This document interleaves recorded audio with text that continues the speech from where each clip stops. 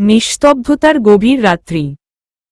দূরে পেঁচার অদ্ভুত ডাক অস্পষ্টভাবে শোনা যাচ্ছে। মাহাদ সেন্সলেস হয়ে পড়ে আছে বিছানায়। তিতির পাশে বেঘোরে ঘুমাচ্ছে। মাহাদের হাতেই ফোনটা ছিল। হাতটা বেড থেকে একটু সরে শক্তিহীন অবস্থায় পড়ে আছে। হাত থেকে মোবাইলটা আস্তে আস্তে সরে গিয়ে ফ্লোরে ধপ করে পড়ে যেতেই পাশে দোলনায় শুয়ে থাকা অতিথির ঘুম ভেঙে যায় আর সে চিৎকার দিয়ে কেঁদে ওঠে। মেয়েটা অত্যন্ত ঠান্ডা স্বভাবের, কিন্তু আজ সে বেশিই ছটপট করে কেঁদে চলছে। মেয়ের কান্নার শব্দে তিতিরের ঘুম ভেঙে যায়। দ্রুত উঠেই অতিথির কাছে গিয়ে ওকে কোলে তুলে নিয়ে কান্না থামানোর চেষ্টা করতে লাগল। হঠাৎ তিতিরের মনে হল কি ব্যাপার, মেয়ে এত জোরে কেঁদে উঠল তবুও মাহাদের ঘুম ভাঙল না। এতক্ষণে ও আগে উঠে যেত। ও দ্রুত লাইট জ্বালিয়ে দেখল মাহাদ হাত পা ছেড়ে দিয়ে পড়ে আছে বেডে। মাহাদ বলেই তিতির দৌড়ে এল ওর কাছে। মেয়েকে বেডে শুয়ে দিয়েই মাহাদকে চেক করতেই বুঝল ও সেন্সলেস হয়ে গেছে। ভিতরের জমে থাকা রাগ অভিমান নিমিষেই চোখের জল হয়ে ঝরে পড়তে লাগল। দ্রুত মাথার নিচ থেকে বালিশ সরিয়ে মাহাদকে শটান করে শুয়ে দিয়েই বারবার পানির ঝটকা দিতে লাগল ওর চোখে মুখে। আরও কিছু প্রসেস করতেই মাহাদের রক্ত চলাচল স্বাভাবিক হতেই ও চোখ মেলে চাইল। কিছু সেকেন্ড না যেতেই ওর চোখ দিয়ে গড়িয়ে পানি পড়তে লাগল। মাহাদ, মাহাদ বলে তিতির কয়েকবার গা ঝাঁকালো কিন্তু কথা বলতে পারল না। তিতির আর কোনো হুঁশ না পেয়ে দৌড়ে রুম থেকে বের হয়েই ফুয়াদদের রুমের দরজা ধাক্কাতে লাগল। এত জোরে জোরে দরজা ধাক্কাতে লাগল যে অন্য রুম থেকে লাবিবা বের হয়ে এসে দেখল তিতির কাঁদছে আর ভাইয়া ভাইয়া বলে দরজা ধাক্কাচ্ছে। মাহাদ বলেই লাবিবা আধা দৌড়ে মাহাদের রুমে গিয়ে দেখে মাহাদ নিথর হয়ে পড়ে আছে আর পাশে অতিথি গলা ফাটিয়ে চিৎকার দিয়ে কান্না করছে। এদিকে ফুয়াদ এসে দরজা খুলেই হতভম্ব হয়ে বলল, কি হয়েছে তিতির, এমন করছো কেন? তিতির কাঁদতে কাঁদতে ওর রুমের দিয়ে হাত তুলে ইশারা করে বলল, ভাইয়া মাহাদ। ফুয়াদ ওদিকে যেতেই নিসা এসে ভয়ার্ত কণ্ঠে বলে উঠল, তিতির মাহাদ ঠিক আছে। তিতির কথার জবাব না দিয়ে ফুয়াদের পিছনে হানতান করে ছুটে চলে গেল। পুরো বাসার মানুষ উঠে মাহাদের রুমে গেল। সব ঠিক আছে কিন্তু মাহাদ কথা বলতে পারছে না। স্থির হয়ে চেয়ে শুধু চোখের জল ফেলছে। রেজওয়ান ডক্টরকে কল দিল দ্রুত বাসায় আসার জন্য। বাসায় সবাই উপস্থিত কিন্তু সাদা, বাতাসি আর সাবিনা অনুপস্থিত। কিছু সময় পর ডাক্তার আসলো। তাকে দেখেই বোঝা যাচ্ছে তিনি এখনই ঘুম থেকে উঠে এসেছেন। তিনি যখন মাহাদের ট্রিটমেন্ট করতে ব্যস্ত তখন ফুয়াদের সন্দেহ হল তার দাদি কই। এতক্ষণে সে তো এসে হাজির হয়ে যেত। নিসাকে এদিকটাই দেখতে বলে সোজা বাতাসির রুমে গিয়ে নক করতে গিয়ে দেখে বাহির থেকে দরজা বন্ধ। চাবি দেওয়া দেখেই ফুয়াদের বুকটা ছাত করে উঠল। সাবিনা বলেই দৌড়ে চাবি আনতে গেল। তারপর চাবি এনে তালা খুলতেই দেখল বাতাসি চেয়ারে বাঁধা অবস্থায় রয়েছে। ফুয়াদ তাড়াহুড়া করে বাঁধন খুলে দিতেই বাতাসি ফুয়াদকে জড়িয়ে ধরে বলল, ফুয়াদ এর মনে হয় সাবিনা ভয়ঙ্কর কোনো কাম করতে গেছে। মাইয়া এর কোনো কথাই শুনল না। ও ঠিক নাই ফুয়াদ। দাদি, মাহাদের অবস্থা খুব খারাপ। সাবিনার ব্যাপার আমি দেখছি। মাহাদ, মাহাদের কি হইছে? তুমি ওর রুমে যাও বলেই ফুয়াদ সদর দরজা খুলতেই দেখল বাহিরের ঘুটঘুটে অন্ধকার। এবার ফুয়াদের ধারণা সত্যতে পরিণত হল। খুব ভয়ানক কিছু একটা ঘটেছে। ফুয়াদ দ্রুত বাসায় ঢুকে দরজা বন্ধ করেই ওর অফিসে ফোন দিল। তারপর ডক্টরের কাছে গিয়ে দেখল তিনি মাহাদকে মেডিসিন দিয়ে আরও কিছু কাজে ব্যস্ত রয়েছেন। ফুয়াদ শুধু ডাক্তারকে জিজ্ঞাসা করল, আসার সময় বাহিরের সব লাইট বন্ধ ছিল কিনা। ডাক্তার জবাব দিল, হ্যাঁ অন্ধকার ছিল, আর মেইন গেটটা খোলাই ছিল। আমি তাড়াহুড়ার মাথায় এসব আপনাকে বলতে ভুলে গিয়েছি। ফুয়াদ আর কোনো কথা না বলে অপেক্ষা করতে লাগলো পুলিশের ফোর্স আসার। ফরের টাইমে 4 গাড়ি পুলিশ আসলো বাসায়। তারপর পুরো বাসা সার্চ করে সব কাজে লোকদের বাধা অবস্থায় পাওয়া গেল। কয়েকজনদের বেদম মাইরও দেওয়া হয়েছে। এমন উচ্চ সম্মানিত মানুষদের বাসাও যখন নিরাপত্তা থাকে না, তাহলে সাধারণ মানুষদের বাসার নিরাপত্তার কথা ভাবা বোকামি ছাড়া কিছুই নয়। সব তন্ন তন্ন করে খুঁজে তেমন কিছু পাওয়া গেল না। শেষে ফুয়াদ একটা মোটা লাঠি নিয়ে দেয়াল চেক করতে লাগলো হালকা বাড়ি দিয়ে দিয়ে। বাসার পিছন দিকের এক ওয়ালে বাড়ি দিয়ে ফাঁপা লাগল। সেই জায়গা চেক করতেই আসল রহস্য বের হল। একটা মানুষ পার হওয়ার মতো দেয়ালের ইট খসানো। এমনভাবে সেটা করা হয়েছে যে সহজে কেউ বুঝতে পারবে না। সেখান দিয়ে যাতায়াত পর আবার নিখুঁতভাবে সাজানো হয়েছে। মাহাদকে ঘুমানোর মেডিসিন দেওয়া হয়েছে, তাই ও ঘুমাচ্ছে। রুমে তখন কেউ ছিল না। প্রায় সকাল হয়ে এসেছে। তিতির উঠতে যেতেই পায়ে কিছু বাধে। নিচু হতেই ফ্লোরে মাহাদের ফোন পড়ে থাকতে দেখল।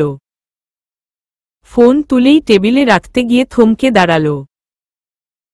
বাসায় আসার পর থেকে মাহাদ ওর ফোনটা কাজ ছাড়া করত না। এমনকি কেউ যদি ভুলেও সেই ফোনে হাত দেয় তাহলে তাকে ধমক দেয়। সাদকেও ধমক দিয়েছিল। আর আমার আশপাশ তো ফোনটা রাখতই না। তিতির ফোন অন করেই দেখে ফোনে পাসওয়ার্ড দেওয়া। তিতির ভাবতে লাগল কি এমন পাসওয়ার্ড হতে পারে। মাহাদের এই কদিনের ব্যবহারে যে কোনো মেয়ে হলেই রেগে গিয়ে বাসা থেকে বের হয়ে যেত, না হয় সিন ক্রিয়েট করত। কিন্তু তিতির করেনি, তার একটাই কারণ, ঘুম থেকে উঠে তিতির সবসময় নিজেকে মাহাদের বুকে দেখেছে।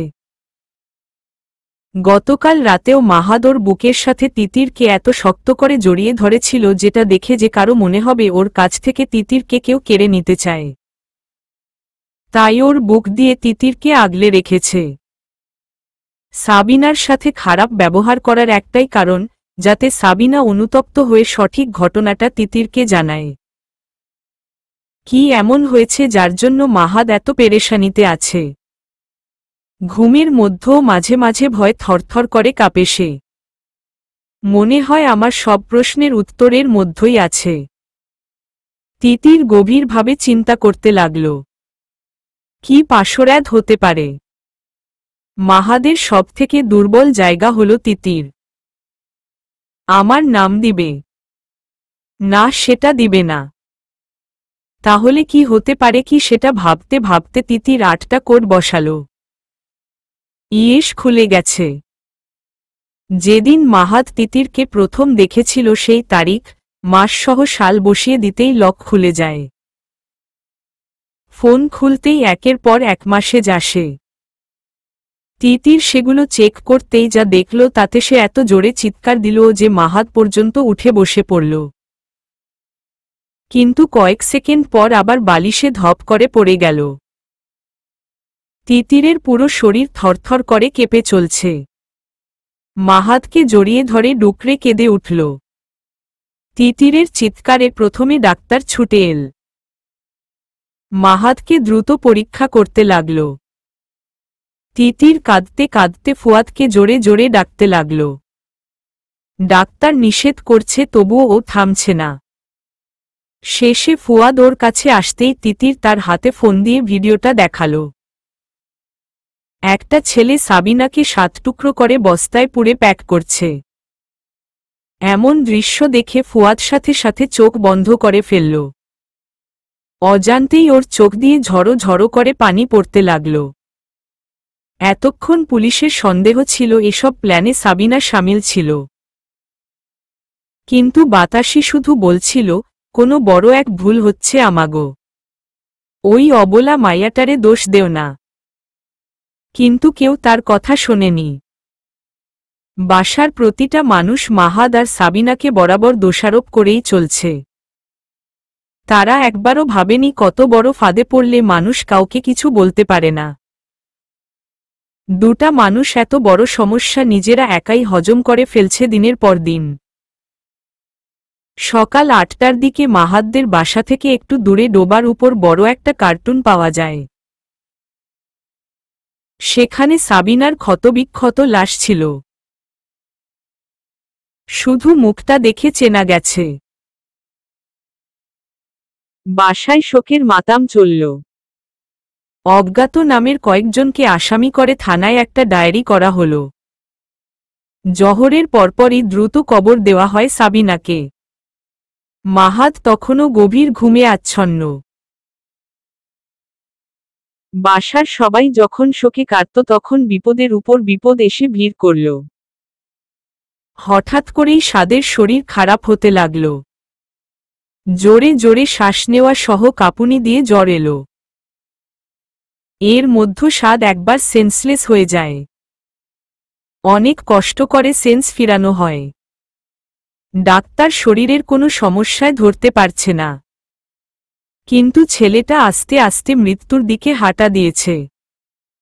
আসরের দিকে মাহাদ আস্তে আস্তে ঠিক হয়ে গেল। ও ঠিক হতেই তিতিরকে ডাকল। সাদকে কোলে নিয়েই তিতির মাহাদের কাছে আসল। সাদকে ওই অবস্থায় দেখে মাহাদের ধৈর্যর বাঁধ ভেঙে গেল। মাহাদ চিৎকার দিয়ে উঠল, আল্লাহ, আর কত আমার ধৈর্যর পরীক্ষা নিবেন? আর কত কিছু আমাকে বিসর্জন দিতে হবে? আমার অক্ষমতার সুযোগ নিয়েছে তারা। সাদকে কোলে নিয়ে কান্নায় ভেঙে পড়ল মাহাদ। বাবা, আমি থাকতে তোমার কিছু হবে না। আল্লাহ আমার মাসুম ছেলেটার জীবন নিয়ে আর খেলো না। আর সহ্য করার ক্ষমতা আমার নেই। মাহাদের এমন কান্না দেখে রেজওয়ান মাহাদকে জড়িয়ে ধরে বলল, ভাই, আমি তোকে পছন্দ করি না। তাই বলে আমি কোনো দিনও সাদের ক্ষতি চাইনি। আমার নিজের থেকেও আমি সাদকে ভালোবাসি। একটু ঠান্ডা মাথায় চিন্তা কর। এই কদিন ধরে কি কি ঘটছে তোর সাথে? একটু চিন্তা কর। না হয় আমাকে বল, আমি আমার সমস্ত মেধা খাটিয়ে কিছু করতে পারি কিনা। ঘটনাটা ঘটে মাহাদ সিঙ্গাপুরে যাওয়ার পর। সাদের স্কুলে কারা যেন সাদকে সেন্সলেস করে ওর শরীরে ইনজেকশন পুশ করে। তারপর থেকে ওর শরীরের রোগ প্রতিরোধ ক্ষমতা কমে যায়। আর একটা অজানা ভাইরাস ওর শরীরে বাসা বাঁধতে শুরু করে। সাবিনা যেদিন প্রকাশ করে ওর পেটে মাহাদের বাচ্চা, সেদিন মাহাদের কাছে একটা ভিডিও রেকর্ড যায়, যেখানে ওরা সাদের শরীরে কিছু একটা প্রবেশ করাচ্ছে। তারপর মাস্ক পরা একটা লোক ওর সামনে কিছু মেডিসিন দেখিয়ে বলল, তোকে ধ্বংস করার ক্লু পেয়ে গেছি। তোকে মানসিকভাবে প্রতিদিন তিলে তিলে মারব। দেখি কত যন্ত্রণা সহ্য করে মরতে পারিস। তোর স্ত্রী, সন্তানকে তোর থেকে কেড়ে নিব। তুই কিছু করতে পারবি না। শুধু চেয়ে চেয়ে দেখবি আর যন্ত্রণা উপভোগ করবি। এত যন্ত্রণা দিব, এত যন্ত্রণা দিব যে প্রতিদিন মৃত্যুর স্বাদ উপভোগ করবি। অক্ষম মাহাদ এবার বসে বসে আয়েস করে তার ধ্বংস দেখবে। একদম action movie. Hit hit hit. সেই ভিডিওটা মাহাদের মুখ বন্ধ করার জন্য যথেষ্ট ছিল। তার ভিতর সাবিনা অনেক বড় ফাঁদে পড়েছে। সাবিনা বাধ্য হয়ে বাসার সব খবর তাদের কানে দেয়। সাবিনা প্রতিদিন সাদকে মেডিসিন দেয়, কিন্তু আজ মারা যাওয়ার কারণে সাদ কোনো মেডিসিন পায়নি। পরপর 2টা ডোজ না পেলে সাদের বেঁচে থাকার কোনো সম্ভাবনা থাকবে না। এই জন্য সাদের এত কষ্ট হচ্ছে। মাহাদ চুপ করে ভাবতে লাগল। সাবিনার সাথে যা যা ঘটেছে সবটা মাহাদ দেখেছে। সাবিনা কেন ওদের কাছে নিজেকে বিসর্জন দিবে? সাবিনা, সাবিনা, সাবিনা বলতে বলতে মাহাদ চুপ করে রয়। নিসা আর তিতিরকে দ্রুত সাবিনার রুম চেক করতে বলল। প্রতিটা কোনো খুঁটে খুঁটে যেন দেখে। মাহাদ আবার চুপ করে রইল। সাবিনা কি বলতে চেয়েছিল এসব ভাবতে ভাবতে মাহাত চট করে বলল, ভাইয়া আমার এই রুমটা তন্ন তন্ন করে চেক করো তো, দ্রুত করো, স্বাদের মেডিসিনটা দরকার, না হলে। ফুয়াদ আর রেজওয়ান দুজনেই খুঁজতে লাগলো পুরো রুমটা। সাবিনার রুমে একটা চিঠি পাওয়া গেল, কিন্তু আর কিছু পাওয়া গেল না। তবে মাহাদের রুমে একটা ছোট্ট বক্স পাওয়া গেল, সেটাও মাহাদের পাঞ্জাবির পকেটে। ফুয়াদ সেটা আনতেই মাহদের এত খারাপ লাগলো যে সেটা বলার বাহিরে। যে পাঞ্জাবিতে মেডিসনটা পাওয়া গেছে সেটা সাবিনার দেওয়া পাঞ্জাবি ছিল। সাবিনার মাসিক যে পারিশ্রমিক দেওয়া হতো, একবার সেই টাকা দিয়ে মাহাতকে একটা পাঞ্জাবি গিফট করেছিল 2 বছর আগে।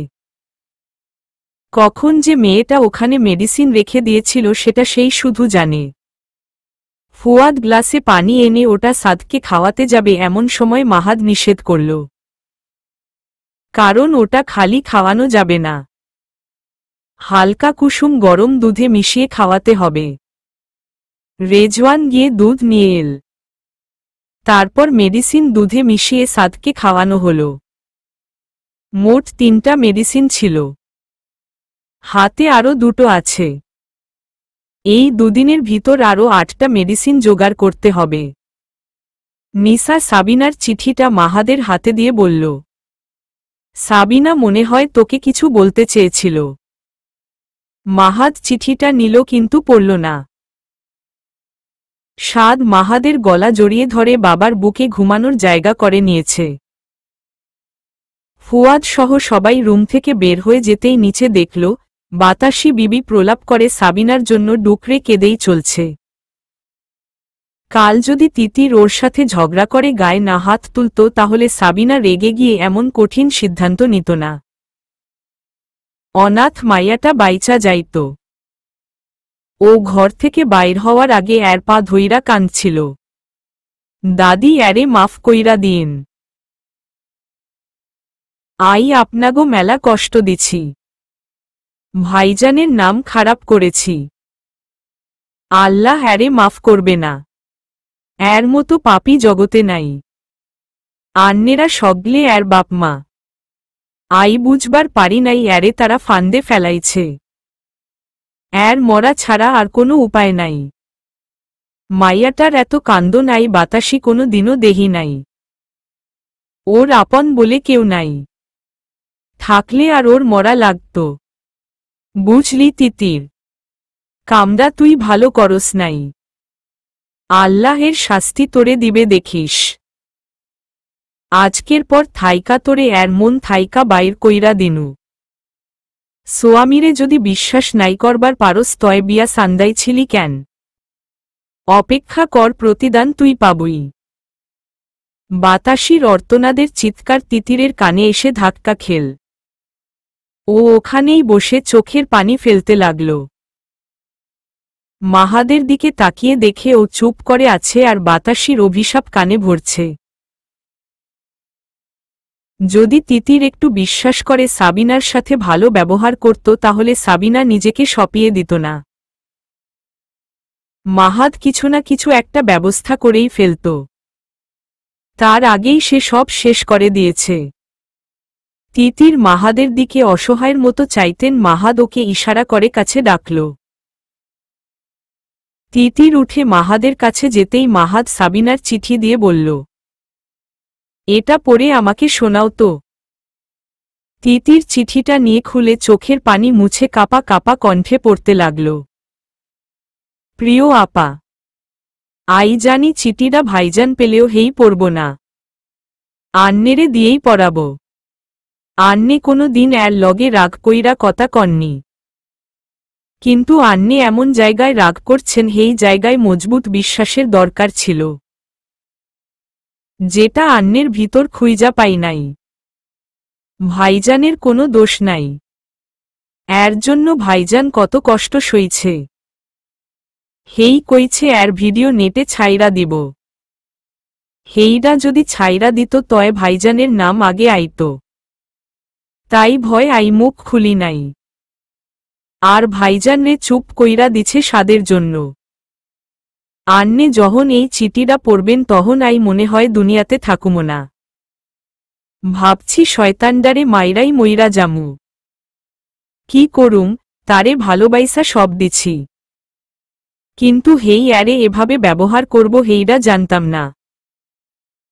হেই তো একটা বহুরূপী। ভাইজানরে ভুল বুঝেন না, ভাইজান ছাড়া আর কেউ ভালা চাইতো না, কোনো দিনও কেউ চাইতো না। ভালা থাকবেন, সাদরে কখনো একা ছাড়বেন না। আন্নেরে ভয়ানক শক্ত হন দরকার। ভাইজানের মেলা শত্রু, কখন কি হয় তখন কিন্তু কোনো দিনও নিজেকে মাফ করতে পারবেন না। আর কিছু লেখা ছিল না। মাহাদের চোখ দিয়ে টপটপ করে পানি এসে পড়ল সাদের গায়ে। মাহাদ চোখের পানি মুছে আসমার বাবার আলিমকে ভিডিও কল দিল। রিসিভ হতেই সালাম দিয়ে মেডিসিনটা তাকে দেখিয়ে বলল, আঙ্কেল, মেডিসিনটার সম্পর্কে আমাকে একটু জানান তো, সাদের জন্য জরুরিভাবে দরকার। আলিম পিকটা ভালো করে দেখে ভ্রু কুঁচকে বলল, মাহাদ, এটা সাদের দরকার হবে কেন? এটা খুব মারাত্মক মেডিসিন। সরকারের অনুমোদন ছাড়া এটা ব্যবহার করা দণ্ডনীয় অপরাধ। মাহাদ ডালিমকে সব খুলে বলল। আর সাবিনা যে মারা গেছে সেটাও বলল তাকে। আলিম সাহেব সব শুনে তিনি বললেন, মাহাদ, চিন্তা করো না, আমি যেহেতু এখানকার একজন প্রফেশনাল সরকারি ডাক্তার তাই মেডিসিনটা জোগাড় করতে তেমন কষ্ট হবে না। আমি আজই ওটা পাঠানোর ব্যবস্থা করছি। আর শোন, আমি একটু হাই পাওয়ারের দিব, সেটা একবারে খাওয়াবা না, দিনে 2 বার আলাদা আলাদাভাবে খাওয়াবে। ঘুমন্ত সাদকে কয়েকটা কিস করে কলটা কেটে দিয়ে ডালিম বাসা থেকে ততক্ষণাৎ বের হয়ে গেল। মাহাদের সাথে আর তিতিরের কোনো কথা হল না। বাসার সবাই তিতিরের দিকেই আঙ্গুল তুলল।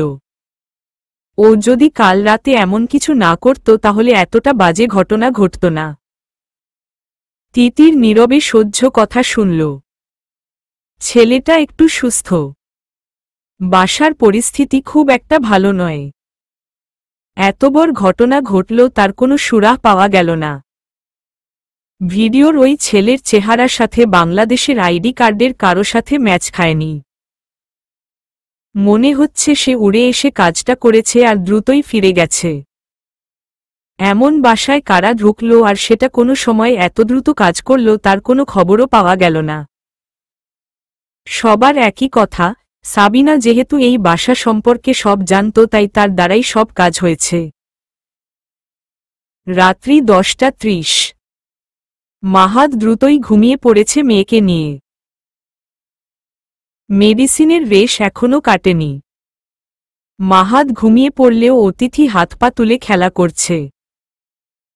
তিতির আস্তে করে দরজা খুলে দেখে ওর মেয়ে চুপ করে শুয়ে দরজার দিকেই চেয়ে আছে। কোনো শব্দ না করে তিতির আস্তে আস্তে অতিথির কাছে যেতেই ও দুহাত তুলে মায়ের কাছে যাওয়ার জন্য ছটপট করতে লাগল। মেয়েকে কোলে নিয়ে ফিডিং করাতেই মেয়ে একসময় ঘুমিয়ে পড়ে। এমন সময় রাতিশা এসে ডেকে গেল খাবার খাওয়ার জন্য। তিতির নিচে গিয়ে দেখল যে যার মতো খাবার খেয়ে উঠে গেছে। বাতাসি বিবি তখনও খাচ্ছিল। তিতিরকে দেখা মাত্রই খেকিয়ে উঠে বলল, ওই তুই এর চোখের সামনে আইবি না, তোরে যেন না দেহি এর চোখের সামনে। তিতির কোনো কথা না বলে মাথা নাড়িয়ে মাহাদের জন্য খাবার তুলে উপরে চলে গেল। আর এদিকে বাতাসি চোখের পানি ফেলতে লাগল সাবিনার জন্য। তিতির রুমে এসে দেখল মাহাদ বালিশে হেলান দিয়ে বসে আছে। মাহাদকে দেখে তিতির বেশ ভয়ই পেয়ে গেল। সাবিনার মৃত্যুর জন্য সবাই তাকেই দোষারোপ করছে। না জানি মাহাদও ওর উপর আরও রেগে যায়। আজ সবাই তিতিরের বিরুদ্ধে। তিতিরকে দেখে মাহাদ স্মিত হেসে বলল, তিতির, টাইট পোশাকে আমার সমস্যা হচ্ছে, একটু বদলে দিবা। মাহাদের এতটুকু কথাতে তিতিরের পুরো শরীরে শান্তির বাতাস বয়ে গেল। ও দ্রুত খাবার রেখে একটা ফতুয়া আর লুজ 3/4 প্যান্ট এনে মাহাদের কাছে আসতেই মাহাদ বলল, আরে বাবা, আগে দরজাটা তো বন্ধ করে আসবা। সবাইকে কি আমার ইজ্জত দেখিয়ে ছাড়বা? যাও দরজা বন্ধ করে দাও। তিতির দ্রুত দরজা বন্ধ করে দিয়ে মাহাদের পোশাক চেঞ্জ করে দিতেই মাহাদ বলল, খুব ক্ষুধা লাগছে, খাবারগুলো নিয়ে আসো। তিতির খাবারগুলো এনে মাহাদের সামনে রাখল। তারপর মাহাদের পাশে দাঁড়িয়ে রইল। চোখে পানি টলমল করছে কিন্তু নিজেকে খুব কষ্টে সংযত করে রেখেছে। মাহাদ তিতিরের দিকে তাকিয়ে মাথা নিচু করে বলল, বউ আমাকে খাওয়াই দিবা? তোমার হাতে খেতে ইচ্ছা করছে। এবার তিতির কেঁদেই ফেলল। মাহাদ কিছু বলল না, বরং খাবারটুকু দুজনে ভাগ করে খেয়ে নিল। তারপর মেডিসিন খেল। তিতির প্লেটগুলো নিচে রেখে আসতেই মাহাদ বলল, স্বাদ ঘুমিয়েছে। হুম। তুমি দাঁড়িয়ে আছো কেন? আসো এখানে বলে হাত দিয়ে ইশারা করে তিতিরকে ডাকল। তিতির প্রায় দৌড়েই চলে আসলো মাহাদের কাছে। এসে জড়িয়ে ধরে কাঁদতে লাগল। মাহাদ ওর ফোনটা অন্য হাতে নিয়ে লক খুলে কিছু পিক বের করে তিতিরের সামনে ধরল। তিতির ঘুমাচ্ছে আর মাহাদ ওর গালে আর কপালে ঠোঁটের ছোঁয়া দিচ্ছে। তিতির অবাক হয়ে বলল, এগুলো কখনো তুলছেন? যেদিন বাসায় এসেছি সেদিন রাতে তুলেছি। এতদিন বউকে ছেড়ে থেকেছি। বাসায় এসে বউকে ছাড়া আমি তো থাকতে পারবো না। আরও কিছু আছে দেখবে? হুম। মাহাদ কিছু ভিডিও দেখালো। তিতির মুগ্ধ হয়ে দেখছে। তার বর প্রতিটা সময় লুকিয়ে লুকিয়ে ভালোবেসে গেছে। কত সুন্দর সময়টা ছিল। এত কিছু করেছে তবুও তিতির ঘুম থেকে জাগতেই পারেনি। অদ্ভুত ব্যাপার। মাহাদ ওর হাতে ফোনটা দিয়ে শুয়ে পড়ল। তিতির আর দেখল না। সেও মাহাদের পাশে শুয়ে নীরবে চোখের জল ফেলতে লাগল। মাহাদ ওর চুলে হাত বুলিয়ে দিতে দিতে বলল, সাবিনার মৃত্যু আমাদের অনেক শিক্ষা দিয়ে গেল। ওর মৃত্যু ওভাবেই লেখা ছিল। আমরা যেখানেই থাকি না কেন, মৃত্যু হতে আমরা বাঁচতে পারব না। বাসার সবাই তোমাকে দোষারোপ করছে তাই তো? তিতির কাঁদতে কাঁদতে বলল, দাদি তো তার সামনে আমাকে যেতে নিষেধ করেছে। মা, ফুফু, ভাবি, এমনকি ভাইয়াও আমার উপর রেগে আছে। দাদি তো আমাকে অভিশাপ দিয়েই চলছে। আমি তো শুধু। তিতিরে কপালে একটা কিস করে মাহাদ বলল, এর থেকেও অনেক বড় বিপদ আমাদের উপর দিয়ে গেছে। আচ্ছা বলতো, তোমার স্বামীর ভালোবাসা চাই না বাসার সবার ভালোবাসা চাই? যে কোনো একটা চুজ করতে হবে। আপনার। Good girl. কাল প্রস্তুত থেক। নিজেকে ধৈর্যশীল অবস্থায় রাখবা। কাল অনেক কিছু ঘটতে চলেছে। বাবা আসবেন কাল। নিজেকে শক্ত রাখবা সব সময়। তুমি তো মাহাদের বউ। এত অল্প কিছুতেই ভেঙে গেলে চলবে। পৃথিবীর সবাই তোমার বিপরীতে থাকলেও সবসময় বিশ্বাস রাখবে তোমার বর তোমার পাশে রয়েছে। কে কি বলল, ডোন্ট কেয়ার। আমি তোমাকে শাসন করব, ভালোবাসব, পথ দেখাবো, মানে সবকিছু করব। মনে রেখ তুমি আমার সম্মান আর অর্ধাঙ্গিনী। এমপি আফতাব নাজিম এসির ঠান্ডার হাওয়াতেও ঘেমেই চলছেন। ছেলেকে বারবার নিষেধ করার সত্ত্বেও কথা শোনেনি সে। বরাবরই সে একটু জেদি। এখন কি করব বলে নিজের চুল নিজেই ছিঁড়তে মন চাচ্ছে। ছেলের নাম্বারে বারবার ডায়াল করেও কোনো লাভ হচ্ছে না। বন্ধ দেখাচ্ছে। সিট নাম্বারটাও বন্ধ রেখেছে গাধার বাচ্চা। এখন যদি ও ধরা পড়ে তাহলে আমি তো ওকে সাহায্যই করতে পারবো না। কি করি বলতেই মাথায় চট করে বুদ্ধি এল তার। আজ কামরান সাহেব দেশে ফিরছেন। তাকে দেখার জন্য হলেও তো তার বাসায় যেতে পারি। হ্যাঁ, সেই সময় সাথে করে যদি ছেলেটাকে নিয়ে আসতে পারি তাহলে ওকে আর দেশেই রাখব না। আল্লাহ, আর যাই হোক মাহাদের হাতে যেন ও পড়ে না।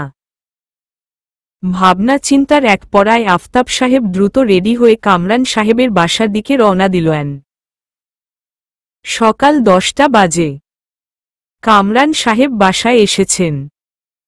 তার প্রাইভেট রুমে প্রেস কনফারেন্স করছেন। সবার একই প্রশ্ন, একজন দেশের মন্ত্রীর বাসার কাজের মেয়ের যদি নিরাপত্তা না থাকে তাহলে সাধারণ মানুষদের কিভাবে নিরাপত্তা দিবে? তাছাড়া মেয়েটি নাকি প্রেগন্যান্ট। সাংবাদিকদের একই প্রশ্ন, এত দ্রুত মেয়েটিকে কেন কবর দেওয়া হল? মৃত্যুর আগে মেয়েটিকে নাকি ধর্ষণও করা হয়েছিল। ঘটনাটি এমন নয় যে সরিষার মধ্য ভূত।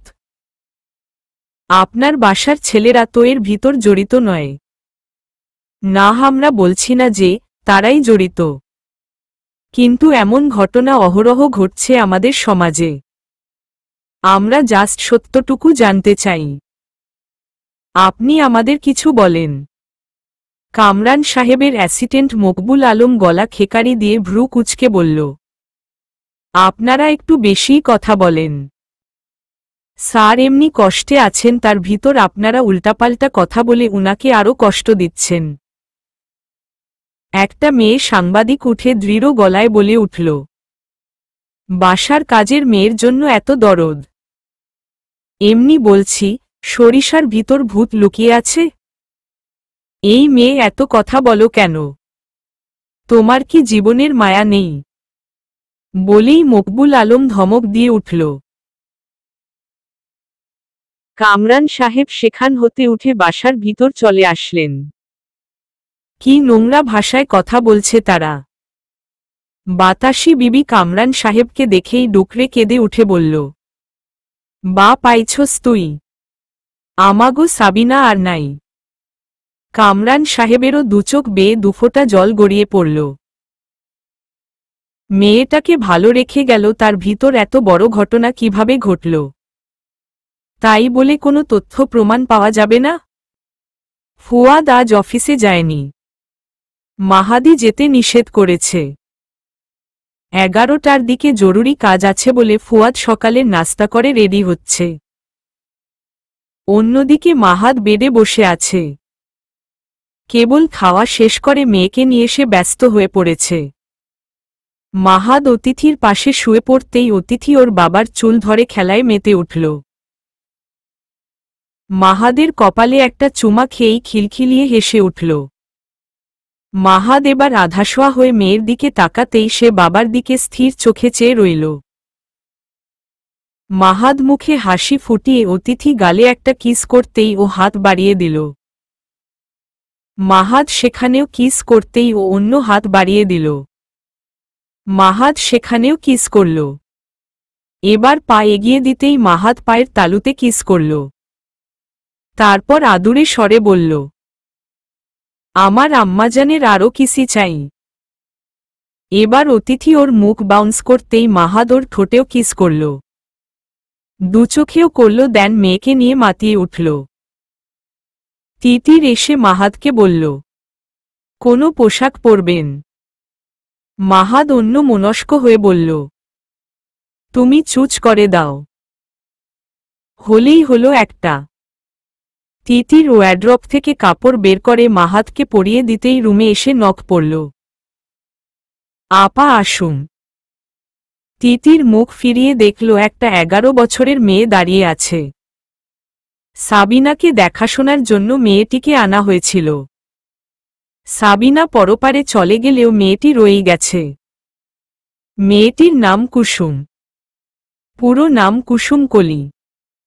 গায়ের রং ছিপছিপে কালো, তবে মুখের ভিতর একটা মায়া মায়া ভাব আছে। কুসুমকে দেখলে মনের ভিতর সাবিনার কথা এসে নাড়া দিয়ে ওঠে।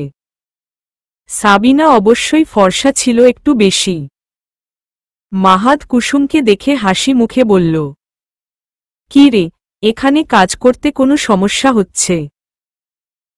মেয়েটি ঘাড় নাড়িয়ে বলল, না ভাইজান, তয় সাবিনা বুবুর ঘরে থাকতে ভয় লাগে। মাঝে মাঝে আন্দারের ভিতর সাবিনা বুবু কান্দে আর ঘোরাফেরা করে, তখন খুব ভয় পাই। ধুর বোকা মেয়ে, এসব মনের কাল্পনিক ভয়। খুব বেশি সমস্যা হলে নান্নুর মায়ের কাছে থাকবি। হেই তো অ্যারে খালি ধমকায়, কথায় কথায় ধমকায়। নিজেকে কি ভাবে আল্লাহ জানে। মনে হয় কোনো জমিদারনি। এই তো বললি তোর নাকি কোনো সমস্যা নেই, কিন্তু এখন দেখছি তোর তো অনেক সমস্যা। মেয়েটা তিতিরের দিকে চেয়ে চুপসে গেল। তিতিরকে সে অনেক ভয় পায়, কারণ সাবিনার মরার আগের দিন তিতির ওকে থাপ্পড় মারছিল, যার জন্য সে মারা গেছে, এটা তার ধারণা। তাই ভয় মুখ থেকে আর একটাও কথা বের হল না। কিন্তু সে অতিথিকে খুব পছন্দ করে। কি সুন্দর মাইয়াটা। এসব ভাবতেই মাহাদ বলল, দেখ নিচে হয়তো মিল্টন এতক্ষণে এসে গেছে, ওকে বল আমি ডাকছি। আচ্ছা বলে চলে গেল কুসুম। সে চলে যেতেই মাহাদ তিতিরকে বলল, তিতির নিচের একটা রুম ঠিক করে রেখত, আজ থেকে নিচে থাকব। এখান থেকে নামা ওঠা আমার জন্য কষ্টকর হয়ে যায়। ওকে বলতেই মাহাদ বলল, ড্রোয়ারে একটা বক্স আছে, ওটা নিয়ে আসত। তিতির কথা না বাড়িয়ে বক্সটা এনে মাহাদের হাতে দিতেই মাহাদ বলল, অতিথিকে নিয়ে সাদের রুমে যাও। কি করতে চলছেন বলেই তিতির ওর একদম কাছে আসল। মাহাদ কি যেন চিন্তায় মগ্ন ছিল।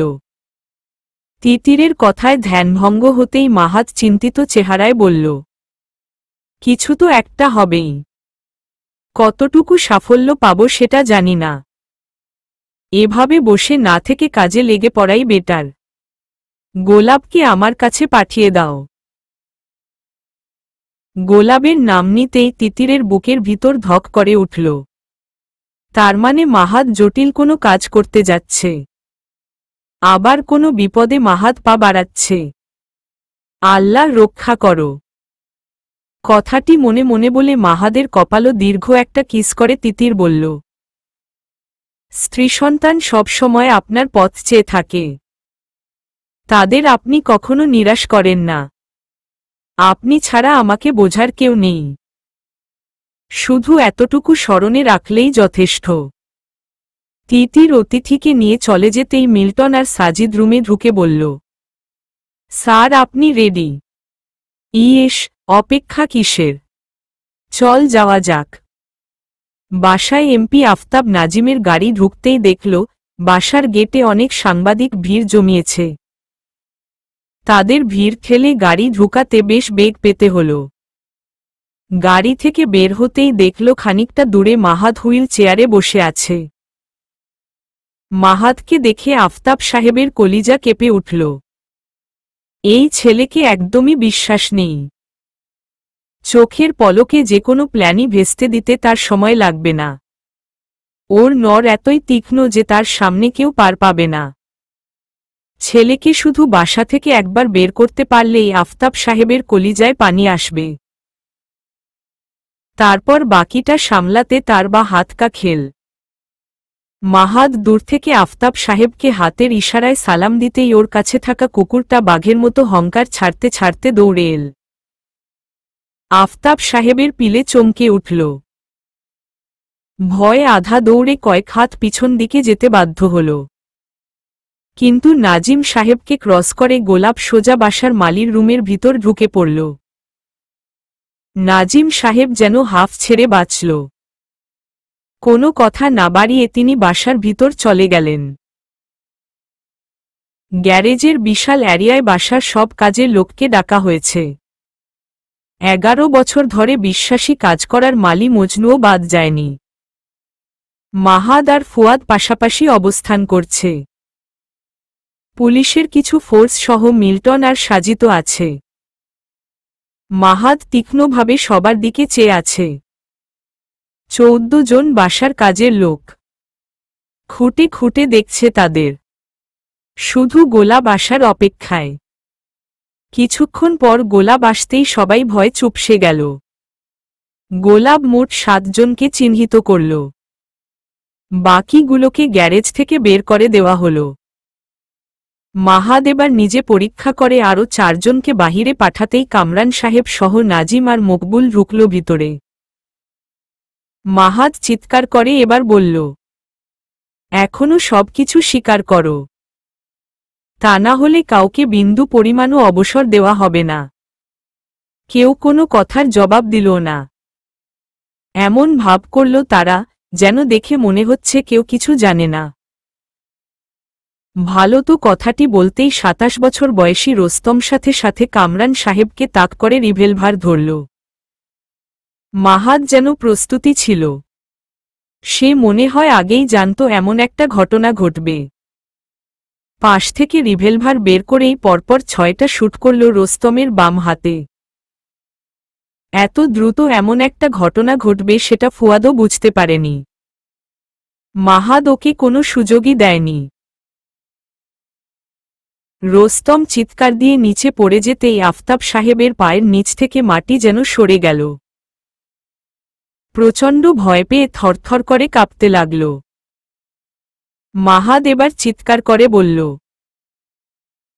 কুত্তার বাচ্চা, আমার সাথে 2 নাম্বারি। তুই যেখান থেকে এসব শিক্ষা নিয়েছিস সেখানকার প্রিন্সিপাল আমি। এখনো সময় আছে, তৌকির বের হয়ে আয়, না হলে এমন অবস্থা করব জীবনে পরিবারের মুখও দেখতে পারবি না। বাকি 2 জন কাজের লোক থরথর করে কাঁপছে কিন্তু মুখ খুলছে না। মাহাদ ওর বাবাকে বাহিরে চলে যেতে বলতেই ফুয়াদ গিয়ে একজনকে শক্ত করে চেয়ারে বেঁধে বলল, মুখ খোল। আমার দয়ামায়া আছে কিন্তু মাহাদ এদিক দিয়ে একদম সাইকো। ভেবে দেখ তোরা।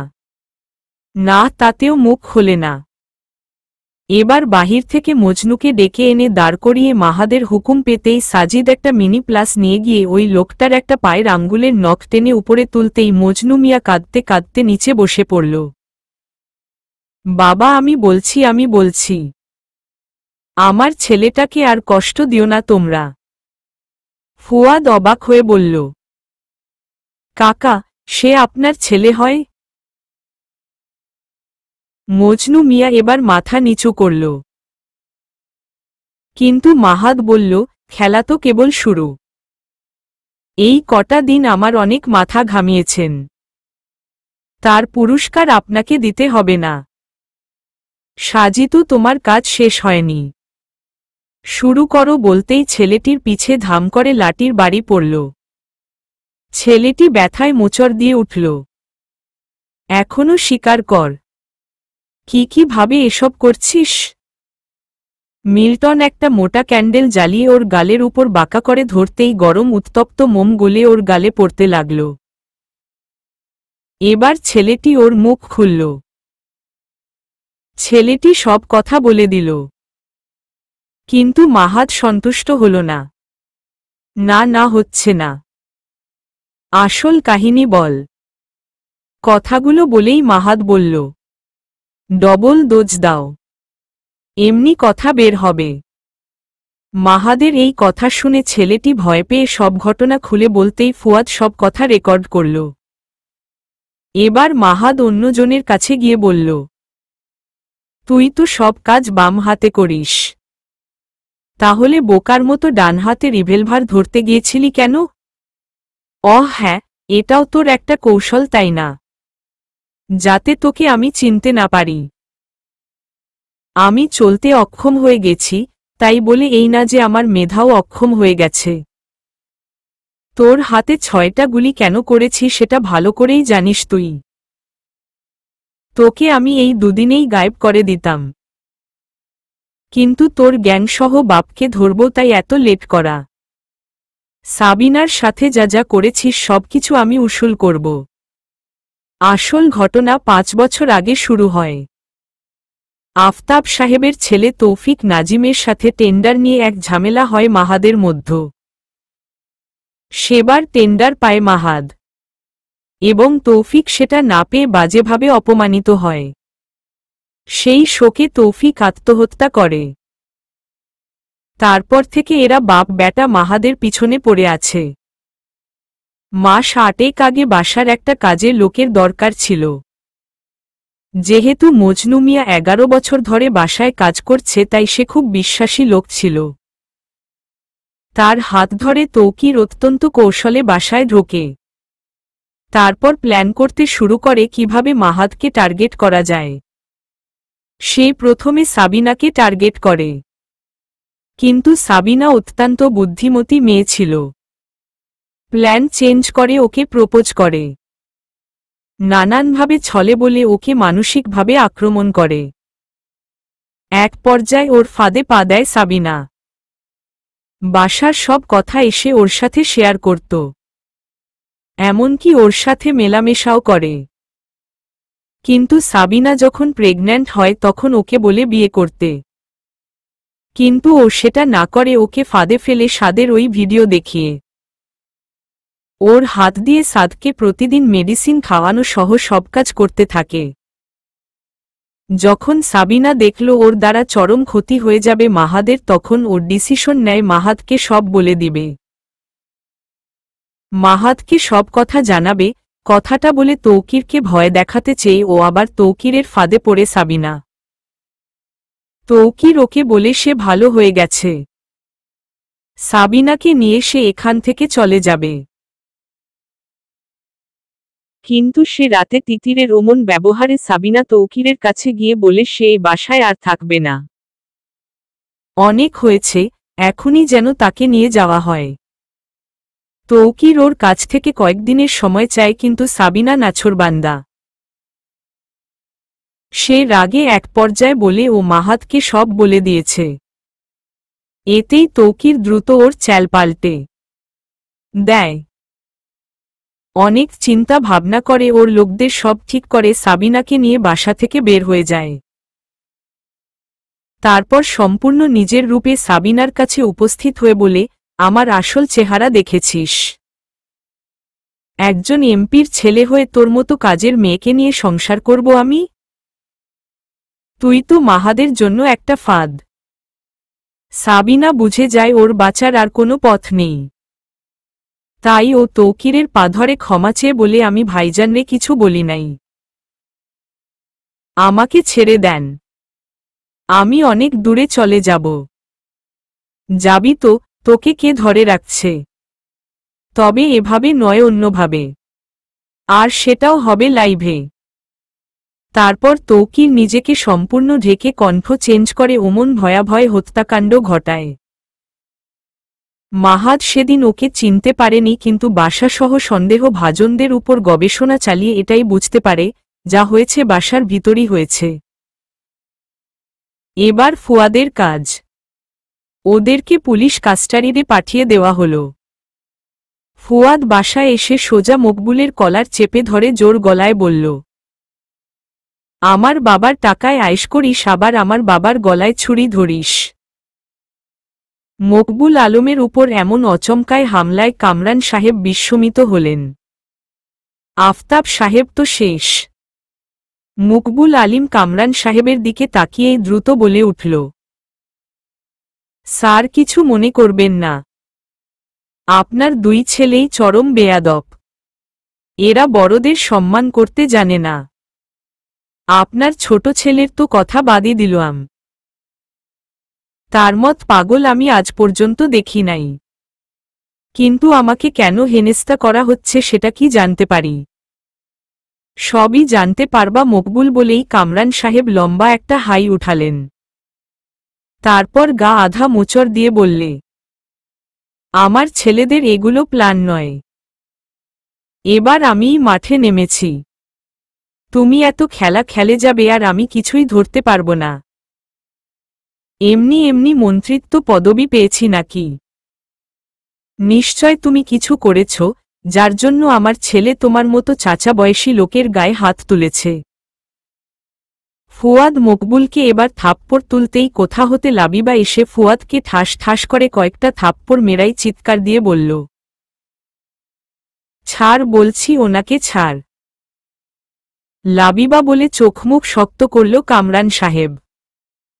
কিন্তু আজ লাবিবার স্বামীকে তোয়াক্কা না করে ফুয়াদের দিকে চেয়ে চোখ গরম করে বলল, আমি ছাড়তে বলেছি ফুয়াদ। মা, আপনি জানেন সে কি করেছে? ফুয়াদের কথা শুনে লাবিবা বেগম তেলে বেগুনে জ্বলে উঠে ফুয়াদকে সপাটে আরও একটা কষিয়ে চড় মেরে মকবুলের কলার থেকে হাত ছাড়িয়ে নিতেই মকবুল আলম বিশ্বজয়ের হাসি দিয়ে তাচ্ছিল্য সহকারে কামরান সাহেবের দিকে তাকিয়ে প্রাণ ভরে মুচকি হাসি দিলেন। এই হাসি কামরান সাহেবকে নিচু দেখানোর জন্য যথেষ্ট ছিল। কিন্তু কামরান সাহেব হিতাহিত বোধ হারিয়ে ফেলে সবার সামনে জীবনের প্রথম স্ত্রীর গালে কষিয়ে একটা চড় মেরে রাগ ঝাড়লেন। সবার সামনে থাপ্পড় খেয়ে লাবিবা ফুঁসতে লাগল। পুরো পরিস্থিতিই যেন থমকে দাঁড়াল। কামরান সাহেবও তার ভুল বুঝতে পেরে চুপ করে রইল। আর যাই হোক, পাবলিক প্লেসে পারিবারিক ব্যাপারগুলো তুলে আনা ঠিক হয়নি। এমন পরিস্থিতির ফায়দা নিতে কেবল মকবুল আলম আগ বাড়িয়ে বলল, স্যার, আপনিও না। সবার সামনে ম্যাডামের গায়ে শেষ পর্যন্ত হাত তুললেন। সব জায়গায় মাথা গরম করলে কি চলে? এই চুপপপ। কথাগুলো খুব কঠিনভাবে বলল লাবিবা। আমার স্বামী আমাকে মারুক কাটুক, তাতে আপনি নাক গলানোর কে? যোগ্যতার ভিতর থাকুন, এর বাহিরে একদম আসবেন না। তাহলে আগাছা কিভাবে ছেটে দিতে হয় সেটা আমার খুব ভালো করে জানা আছে। লাবিবার এমন রগজটা কথা শুনে মকবুল সহ আলতাব নাজিম একদম চুপসে গেল। আলতাব সাহেব এখানে এসেও বিশাল বিপদে পড়ে গেছেন। ছেলে যে কি অবস্থা আছে সেটা তিনি নিজেও জানেন না। শুধু একবার এখান থেকে বের হোক, তারপর তার খেল দেখাবে। প্রয়োজনে দল থেকে বহিষ্কৃত হবে, তবুও ছেলের কিছু হতে দিবেন না তিনি। মাহাদ রুমে এসে কেবল পানির গ্লাসে হাত দিয়েছে পানি খাওয়ার জন্য, এমন সময় কুসুম দৌড়ে এসে অস্থির গলায় চিল্লায় বলল, ভাইজান সাহেব খালাম্মরে সবার সামনে মারতাছে। কুসুমের কথা শুনে মাহাদ পানি না খেয়ে গ্লাস টেবিলের উপর রেখে ভ্রু কুঁচকে বলল, কি পাগল হয়ে গেছিস? কি সব বাজে বকিস? তুই জানিস না আমি এসব কথাবার্তা একদম পছন্দ করি না। আমি সত্যি বলছি ভাইজান বলেই কুসুম মাহাদের হুইল চেয়ার টেনে ঠেলে ডাইনিং রুমে নিয়ে এল। হ্যাঁ, কুসুম মিথ্যা বলেনি।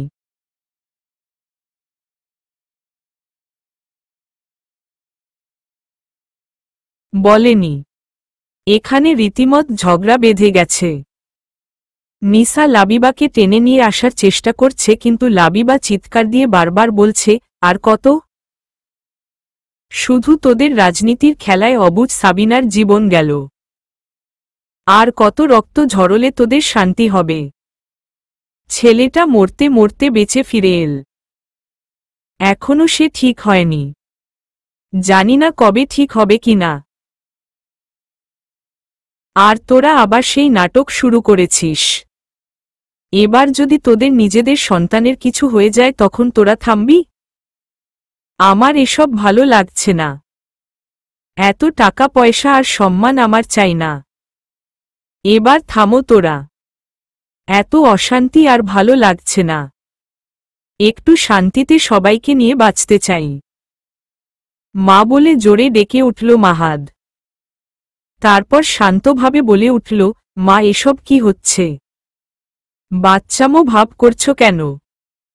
সমস্যা ছাড়া কি কারো জীবন আছে নাকি? সমস্যাও যেমন আছে তেমন সেটার সমাধানও রয়েছে।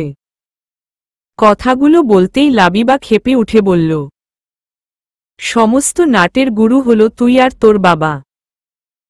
স্বাদ এখনো ঠিক হয়নি, তারপরও তুই কোনো সাহসে আবার এসব বিবাদে নামিস? তোর কি একটুও দয়া মায়া নেই মনে? মা, সাবিনাও আমার মেয়ের মতো। ওর মৃত্যুর বিচার না হওয়া পর্যন্ত আমি মাহাদ স্থির থাকতে পারব না। ওই ছোট মেয়েটাকে নিয়ে ওরা বাপ বেটা যে নোংরামি খেলায় মেতেছিল, তার বিচার না করতেই আমি চুপ হয়ে যাব। কি মি আলতাব নাজিম, আমি ঠিক বলেছি তো? মাহাদের কথা শুনে আলতাব সাহেবের গলা যেন কাঠ হয়ে গেল। কিছু বলতে যাবে এমন সময় মাহাদ বলে উঠল, ইউনিভার্সিটি অব বেডফোর্ডশায়ার থেকে পড়াশোনা করা একটা ছেলে হঠাৎ সাবিনার মতো মেয়েকে কেন টার্গেট করবে বলেন? আলতাব সাহেব মিথ্যার আশ্রয় নিয়ে মুচকি হেসে বললেন, কি বলছো বাবা? আমি তো কিছুই বুঝতে পারছি না। বুঝতে পারবেন বলে মাহাদ মকবুল আলিমের দিকে চেয়ে বললেন, তা আঙ্কেল আপনি 23 তারিখে কোথায় ছিলেন? সেদিন নিশ্চয় আপনার জন্য গুরুত্বপূর্ণ মিটিং ছিল, তাই না আঙ্কেল? এত বড় একটা প্ল্যান যে করতে হবে, তার জন্য মাথা খাটাতে হবে না।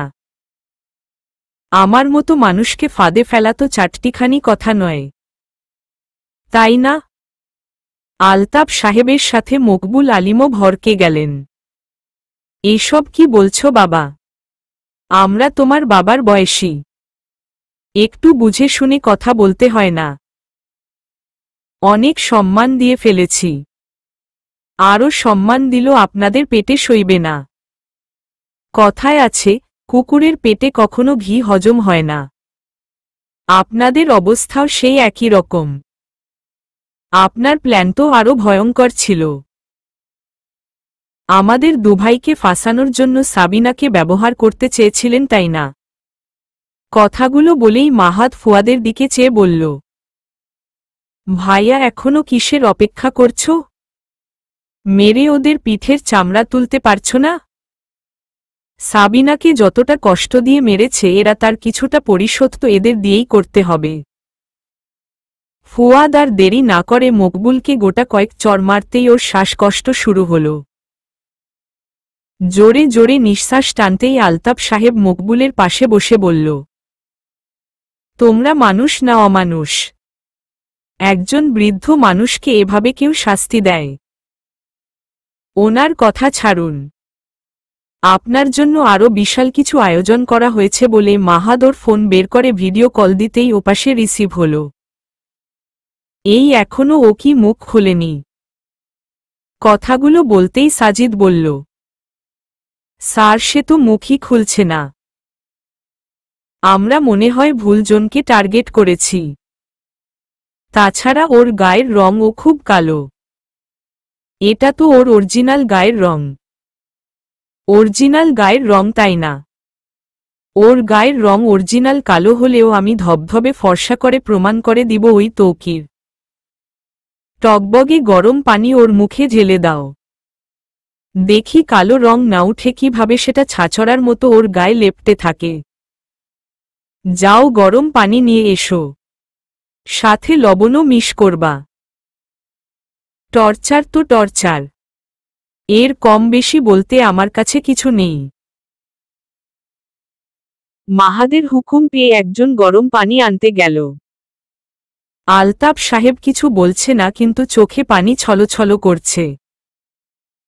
সেটা দেখে মাহাদ গম্ভীর মুখে আবার বলল, ভালোই ভালো সব স্বীকার করেন। আপনি না স্বীকার করা অবধি আপনার ছেলের হাতের চিকিৎসা হবে না। সঠিক চিকিৎসা না হলে সারা জীবনের জন্য হাত হারাতে পারে। একজনকে তো হারিয়েছেন, শেষে এই ছেলেকেও হারাতে চান? আলতাব সাহেব তবুও মুখ খোলে না। শুধু বাসা থেকে একবার বের হতে পারলেই এদের বাপছেলের যা অবস্থা করার দরকার করবে। শুধু সময় যাওয়ার অপেক্ষায় আছে সে। কিন্তু মাহাদও ভালো করে জানে এখান থেকে আলতাব সাহেব বের হলেই বড় রকম ঝামেলা পাকাবে। তাই যা করার দ্রুত করতে হবে। এদিকে মকবুলের হাপের টান বেড়েই চলেছে। সেদিকে নজর না দিয়ে ওরা গরম পানি আনতেই সেগুলো তৌকিরের গায়ে ঢালার নির্দেশ দিল মাহাদ। মাহাদের এমন নির্দেশে আলতাব সাহেব ফ্লোরে বসে কাঁদতে কাঁদতে সব স্বীকার করে বলল, আমার ছেলের চিকিৎসা দরকার। ওকে আর কষ্ট দিও না তোমরা। আমি সব স্বীকার করে নিচ্ছি, আমি, মকবুল, আমার ছেলে সহ এই বাসার কিছু কাজের লোক এই কাজে অংশীদার ছিলাম। আমরা খুবই অন্যায় কাজ করেছি। হিংসার বশীভূত হয়ে এমন কাজ করেছি। আমাদের উচিত হয়নি এমন কাজ করার। আমাদের মাফ করে দাও। ব্যাস এতটুকুর জন্য শুধু শুধু ছেলেটাকে এত কষ্ট করালেন আপনি বাবা হয়ে। আপনি এখান থেকে যাবেন কিন্তু এত আরাম আয়েশে এসি গাড়িতে চড়ে নয়, বরং হ্যান্ডক্যাপ হাতে দিয়ে আপনাকে নিয়ে যাওয়া হবে। অনেক খেলা খেলেছেন আমাদের সাথে আপনারা বাপ ছেলে মিলে। কথাগুলো বলতেই আফতাব কামরান সাহেবের পা চেপে ধরে ডুকরে কেঁদে উঠলেন। স্যার, অনেক বড় ভুল করেছি, আমাকে ক্ষমা করে দেন। আমার ছেলেটাকে বাঁচতে দেন। ওর ভবিষ্যৎ নষ্ট করে দিবেন না প্লিজ। ওকে আর দেশেই রাখব না।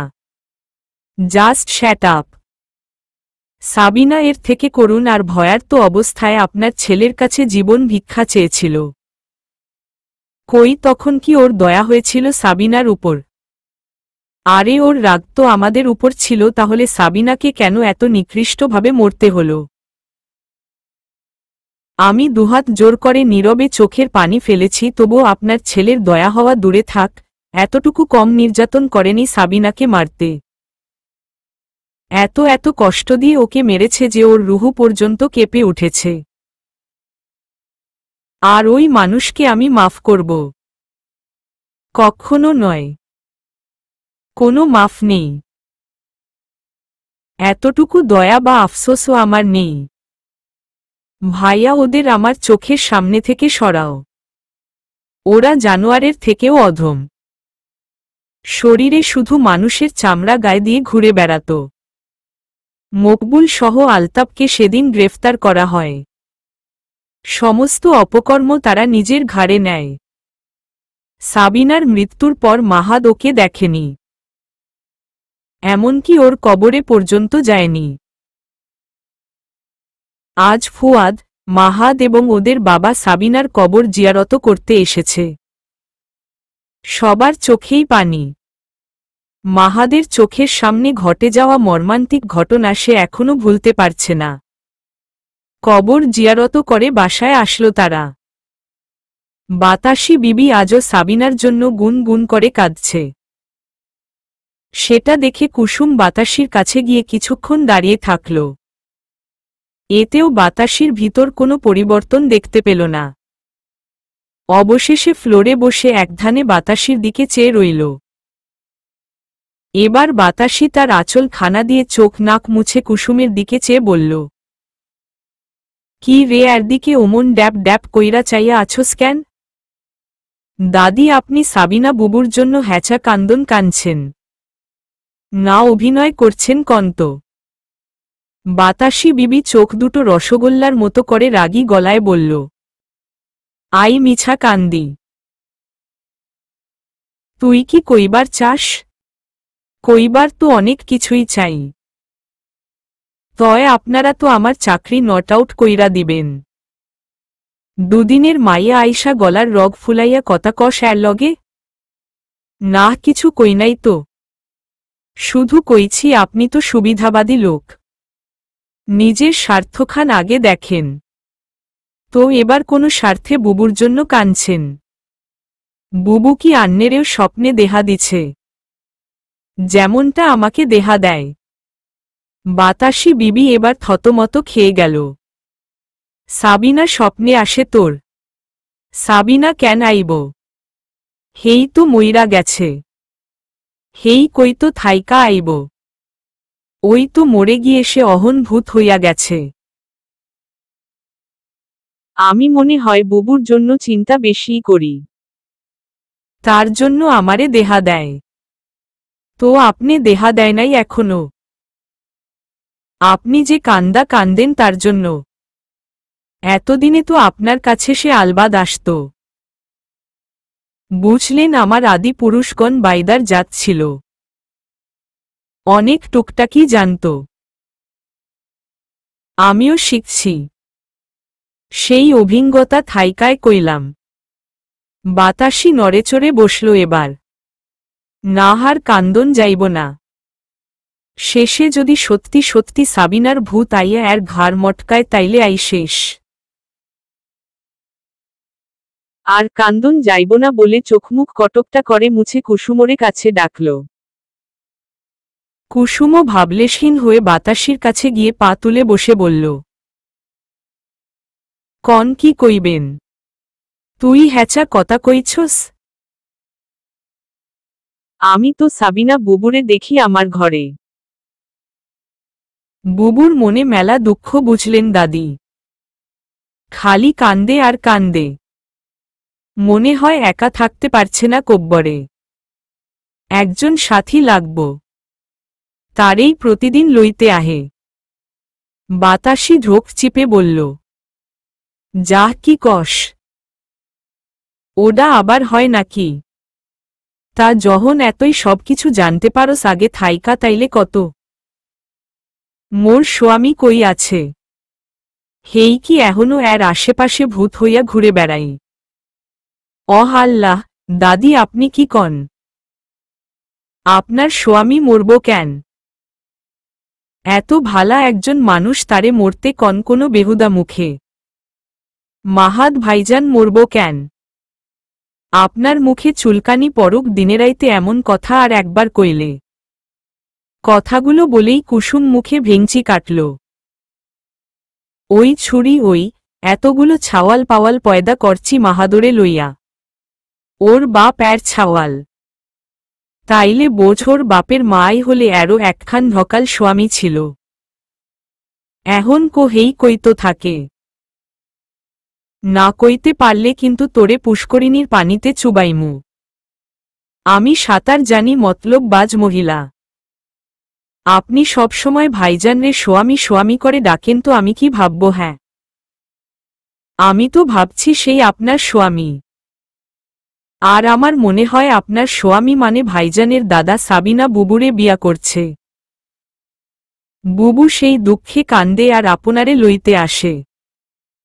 আপনি কি ক্ষমতাবাজ মহিলা নাকি? সাবধান থাইকেন বলে কুসুম উঠে রুম থেকে বের হয়ে গেল।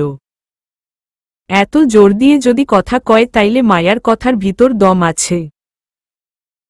এই ভর খাড়া দুপুরে আবার ভূতপ্রেত গণের আনাগনা বেশি বাড়ে। বাতাসি ভয় ভয় রুম থেকে বের হয়ে দেখল সবাই দুপুরের খাবার খাচ্ছে। এহানে মাহাদ নাই, তার মানে ও এখন ঘরে। বাতাসি পা টিপে টিপে মাহাদের রুমে উকি দিয়ে দেখে মাহাদ চোখ বন্ধ করে ঘুমাচ্ছে।